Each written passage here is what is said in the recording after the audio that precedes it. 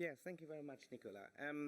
Yeah, as Nicola already said, it has been a pleasure in the last year to be working on this sharing project. And this sharing project is in so far a bit special, in my view, because it combines two concepts that have been in discussion quite a lot in recent times: circular economy and collaborative economy. And although they have been very often mentioned together, obviously there are important differences. But one common thread about them is really that they're both very positively attached to evidence. Circular, can't be wrong, can't it? And whole concept of sharing is also very positively connotated. So we really talk about concepts that are very attractive, and on the other hand, very diffuse. So we have these huge, we have concepts that are understood differently, that are used differently in different contexts, and are quite hard to grasp and to objectify in some way. So why are we working on this study? And in a way, the point is that basically the question that we are starting with: how can the collaborative and circular economy in different cities, how can they contribute to these different sustainability challenges that they have? And obviously there is a broad range of sustainability challenges that cities face today.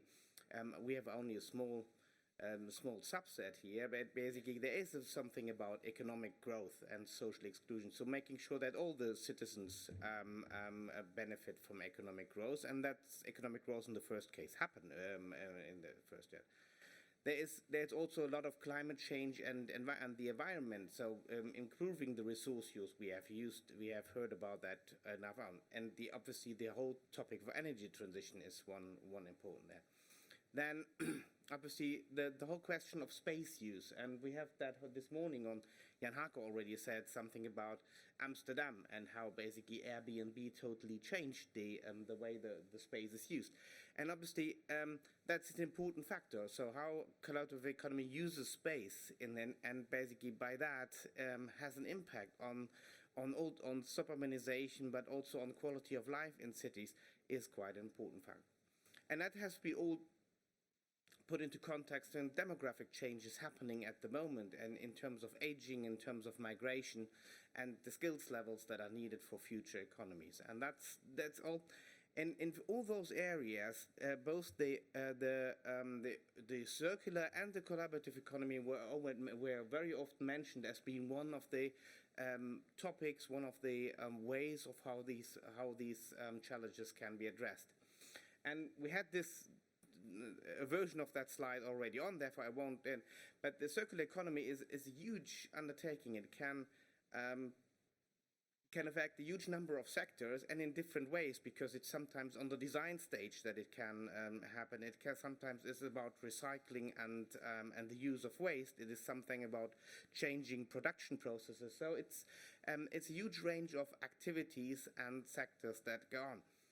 And then if you then put additionally another slide that has been already shown, therefore I will also make you have the collaborative economy. You have these in the discussion very much, the big platforms like Uber, like Airbnb, Kickstarter. But obviously there is a more local and more decentralized collaborative economy, and sometimes also a very old one, because cooperatives are, in our view, a form of can be a form of collaborative economy, for example, and these type of local and very often not-for-profit organizations that have been working in the community for a while and are now more and more new versions of that are springing up. They have been discussed far little, and understanding more about what they can contribute to the sustainability goals we've mentioned before is one important factor in this. So what we were trying to do is bring these two concepts together and make it make a plausible, a broad range to understand these two concepts. And from us, the understanding, and that obviously there can be many dimensions, but for us, the the key distinction of the two concepts is that when we talk about circular economy, we always talk about the end or the aim of the process. So what we are trying to reach, we're trying to reach a better resource use.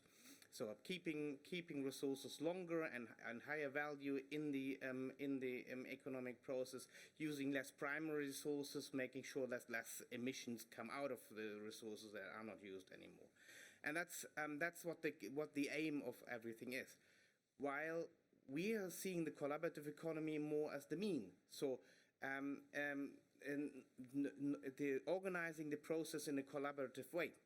So using resources together, sometimes for profit, sometimes not, using an underutilized assets in some way together, that is what signifies the collaborative economy for us. And basically, therefore, we have always discussing this, the collaborative economy. How can the collaborative economy contribute to achieving the circular economy objectives? And I think that's quite an important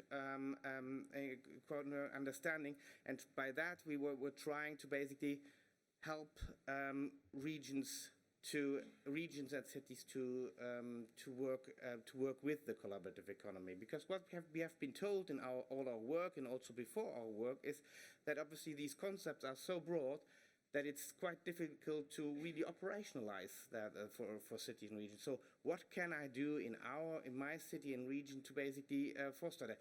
What can I use the collaborative economy for? What is the collaborative economy in my city? And so the first thing that we try to do is bringing a concept together that makes this easier to understand what the collaborative economy can be used for and what circular economy objectives it might be used for. And that's why we basically developed this typology and the concept of what these two what it brings together. Then also, obviously, when cities and regions want to do policy, they have to understand the impacts. And so, what we are doing in the 6 case studies we're working on is really trying to understand what positive environmental, economic, and social impacts have been reached by those initiatives, and what can we learn from that. And then the last thing is that we're trying to do is really a practical guide. So how can regions and cities identify the initiatives that are basically supporting their policy objectives, and how can they support them when they have identified them? Yeah, as said, we're working in 6 territories, and the territories we use the very broad term territories because they are quite different. We have 4 cities. We have Prato in Italy and Porto in Portugal, and Den Haag in the Netherlands, and Maribor in Slovenia. They are very different in many ways. Porto is basically the second biggest city in Portugal, and because it's north of Portugal, it's the biggest city in the surroundings. So it's the center of the region in that way. Den Haag is obviously one city among a bigger city in that way. Prato is it's similar. It's in a way it's very close to Florence. But it has a very long manufacturing history. So it has a totally different history than Florence with the trading and now tourism history, but it's attached to that, and so. And then we have obviously the country and one country like Greece that basically was discussing it from a national perspective, and Flanders as a region discussing this whole thing from a regional perspective. And what was quite interesting in that is basically that we discussed with them what objectives do you have for the collaborative? What do you want the collaborative economy you helping to achieve? And although basically we started off with a circular economy, so with an environmental discussion, very often the discussion had other objectives engrossed in that, and that was, for example, in Prato, the regeneration of urban space, because they have some amount of urban buildings, but also other spaces that are unused that they would like to bring in better use. you have in Maribor the whole question of cooperative economy networks and the waste streams. How can you use the waste, organize the waste streams better? In Greece, obviously, seeing the recent economic history, the whole question of poverty reduction and transition towards a greener energy, how can this be linked? And so each of the regions had its own concepts and its own ideas, what they wanted to reach with the collaborative economy. And this is quite logical that this is also possible, because the collaborative economy, as I said, is a huge area. We have the areas of using space together. So basically either built up space like co-working spaces, or also the classical Airbnb bases, so renting out space for short-term users in some way. But we have also waste cooperatives or waste organizations that where they collect waste and bring it to better use. We have obviously different types of transport, which is also well known. But so there is a broad range of initiatives that can be done, and how much, what impacts they have really depend on what service they're delivering at one hand, but it also depends on the territorial characteristics. We have talked about Amsterdam, and basically an already dense living situation made even denser, and with that more expensive and more difficult to organize by this Airbnb renting out.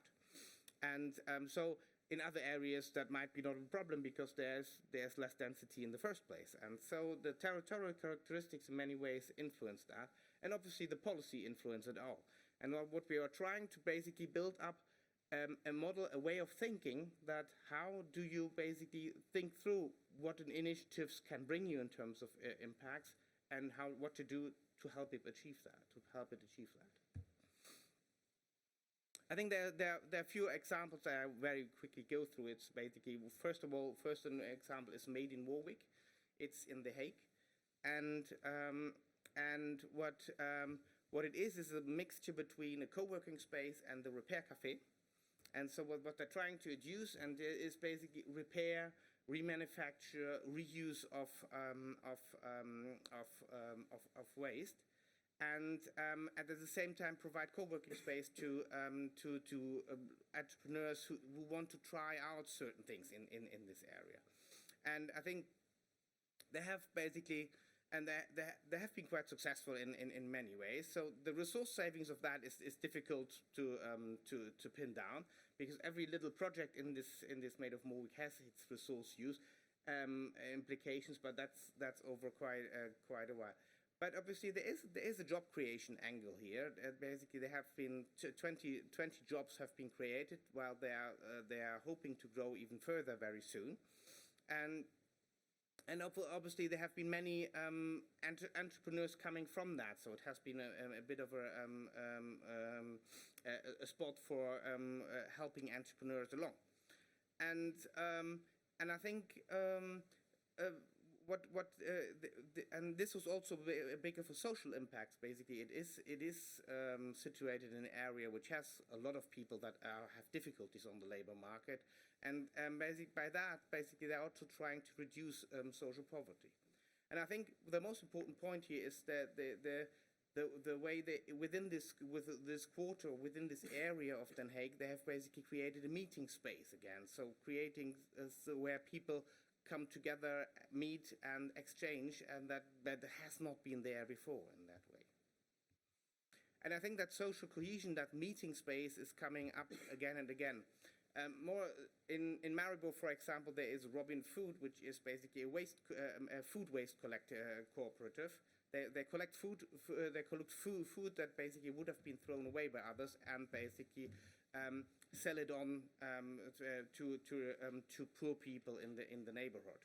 And that's basically, they have now a couple of people employed, so there are some economic benefits, but the biggest one is probably the social economic, that basically there are lots of savings for poor people, and that they're calculated at €100 per month per household, seeing that the average household income is €1,000, that's quite a lot in many ways.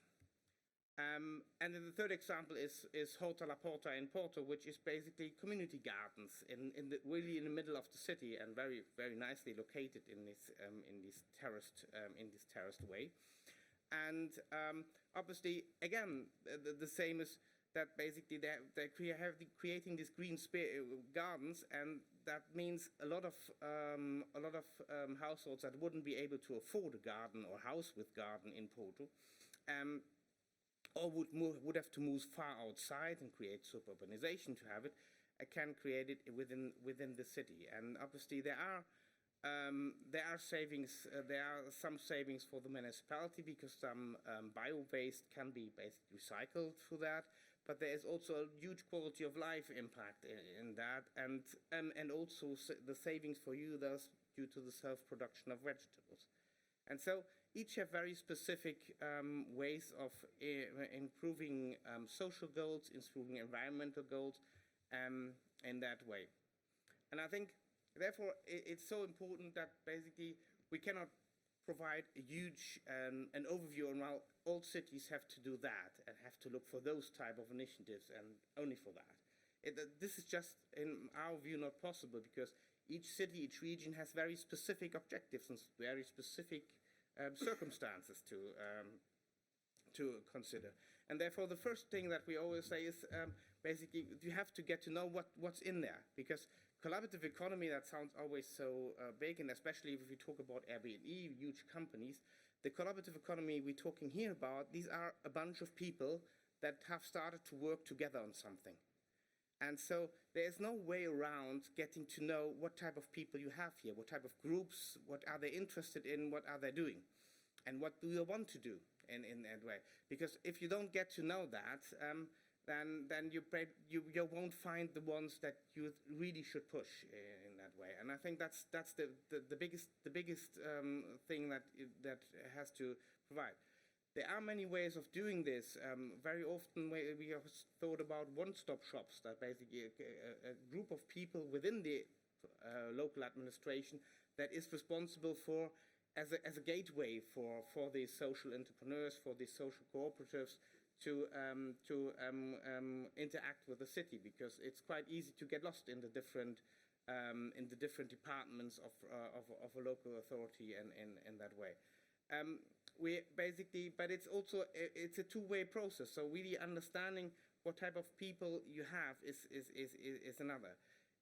It's also by getting these contacts you can more easily learn as a local authority to how basically these different initiatives can learn from each other. There's an important way that these initiatives very often are not meant to grow or don't want to grow, or not want to replicate hugely, but want to grow hugely, but they could replicate. So they could far easily growing the impact by helping to build a clone of themselves in neighboring areas, because very often they have a very local feel to them. And I think at the European level, the exchange, providing that exchange of knowledge and good practices, is the key recommendation to go on. As I mentioned, didn't mention before, is we follow the same line in terms of better knowledge, better regulation, better funding, because we wanted to work together in that. And I think on the better regulation, it's really to understand what is the key. What do these initiatives need? And again, that obviously has as a precondition to getting to know them. You have to understand it's very often a group of people that want to basically create and want to make running a certain project, and they are not administrative experts very often, and so. For them, and they sometimes start this at least as amateurs, really, beside their day-to-day job. And so helping them to basically navigate this regulation is quite an important, can be quite an important part of the work. And the same is very often said of SMEs, and I think lots of arguments apply in the same way, that you basically, if you want to support them, you have to basically help them understanding the administrative frameworks and work these administrative frameworks for them. And it's also about being bold and using experimentation and more flexible approaches. Basically, you can't basically see whether a group, important success factor of collaborative economy initiatives is always whether these group of peoples work well together. And very often you can only find that by letting them try. And then sometimes it might work, and sometimes it not work well. So being also open for experimentation and then understanding which approaches work and which probably not is quite an important part of that. And lastly, I think obviously the better funding, and I think I think more funding is always the thing that is demanded everywhere. But I think for me it's more of the better funding that is okay. So you have to understand these initiatives are, some of them can create market income and some of them will never create market income because that's not their aim. And it's not their purpose, and they don't work in that way. And for those, you have to think the whole funding structure through. And basically very often you have these 3 years starting funds or 2 years starting funds, and then you have to work on your own. And that and that's fine for some, obviously. For some organization that might be the right funding, but for others you should think through what the funding is afterwards, because if you don't think the funding as in a whole life, then probably you create projects that then end very quickly after the funding drops. And obviously for local authorities, very often providing other types of resources is an important part. And so not only grants, which are very often the funding is scarce, but also looking at accommodation for initiatives, looking at administrative support for initiatives, looking at other types of ways of supporting can be equally successful and sometimes more available, because in some cities they have a lot of real estate that is underused, not used. And bringing this into play can make a huge difference. And I think that for that obviously, thank you very much for that.